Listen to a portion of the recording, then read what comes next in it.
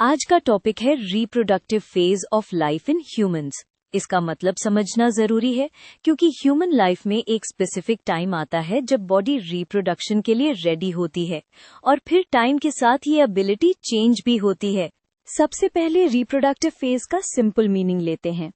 ये वो स्टेज है जब इंसान बायोलॉजिकल सेंस में ऑफस्प्रिंग प्रोड्यूस करने के केपेबल होता है। हम इस स्टेज को आइडेंटिफाई इसलिए करते हैं ताकि प्यूबर्टी से लेके लेटर लाइफ चेंजेस को क्लियरली मैप कर सकें। ये फेज स्टार्ट होता है प्यूबर्टी से। प्यूबर्टी को हम एक स्टार्टिंग मार्कर की तरह यूज करते हैं क्योंकि इसी टाइम पर हार्मोन्स एक्टिवेट होते हैं और रिप्रोडक्टिव ऑर्गन्स मैच्योर होने लगते हैं। क्वेश्चन यही है, बॉडी कौन से चेंजेस से रेडी होती है? प्यूबर्टी उन चेंजेस का आंसर है। अब मेल साइड पर देखो, प्यूबर्टी के बाद टेस्टी स्पर्म बनाना स्टार्ट कर देते हैं।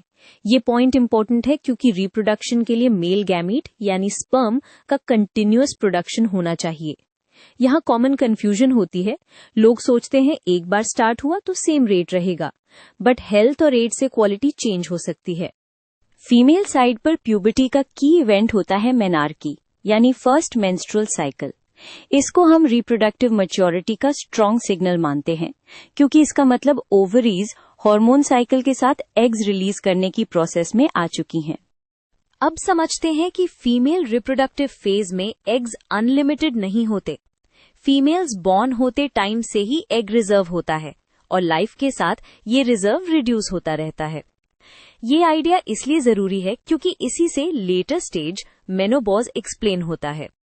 मेंस्ट्रुअल साइकिल को एक मंथली प्रेपरेशन समझो। बॉडी प्रेगनेंसी के लिए रेडी होती है। अगर फर्टिलाइजेशन नहीं होता तो लाइनिंग शेड होती है। ये स्टेप इंक्लूड करना हेल्पफुल है क्योंकि रिप्रोडक्टिव फेज सिर्फ एबिलिटी नहीं बल्कि रिपीटेड साइकिल्स और हार्मोनल रेगुलेशन का एक ऑनगोइंग प्रोसेस है। अब रिप्रोडक्टिव फेज का एंड फीमेल में मेनोपॉज से मार्क होता है।